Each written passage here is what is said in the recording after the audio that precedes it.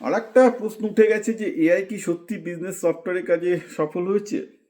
Recently একটা পাবলিকেশনে যেটা দেখেছি, তবে এটা হচ্ছে খেয়াল রাখতে হবে কাজটা 6 মাস আগে।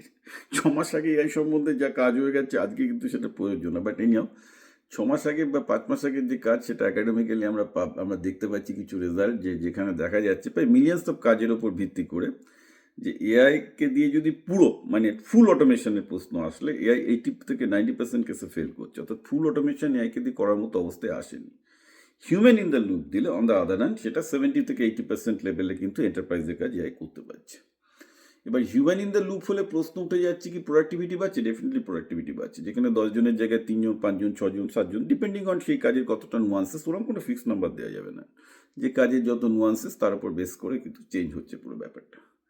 তাহলে ব্যাপারটা কোথায় দাঁড়ালো? ব্যাপারটা খুব সিম্পলিফাইড ওয়েতে যদি আপনারা কেউ জানতে চান দাঁড়াচ্ছে এখানেই যে আস্তে আস্তে মানুষ রিপ্লেস হচ্ছে, কিন্তু হ্যাঁ ওরকম কালকেই সব 100% চলে যাবে না। প্রথমে 1 জন 2 জন 3 জন এইভাবে আস্তে আস্তে আস্তে আস্তে আস্তে যাচ্ছে, তবে এখনো পর্যন্ত ফুল অটোমেশনের জায়গায় এআই আসেনি।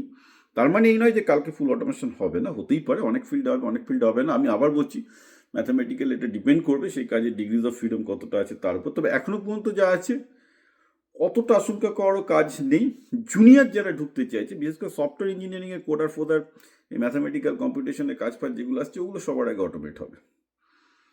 বিজনেস প্রসেসের কাজ যেগুলো সিম্পলিফাইড কাজ সেগুলো সবার আগে অটোমেট হবে। অর্থাৎ এই যে বিজনেস প্রসেস আউটসোর্সিংয়ে যারা করে খেত, কাস্টমার সাপোর্ট বা এগুলো এগুলো তো বিপুল পরিমাণে কাজ যাবে আর কি, কারণ এখন অটোমেটেড ভয়েস অ্যাসিস্ট্যান্ট থেকে শুরু করে অনেকগুলোই চলে আসছে এবং সেখানে হিউম্যান ভয়েস অ্যাসিস্ট্যান্ট এখনও লাগবে, বাট অতটা না।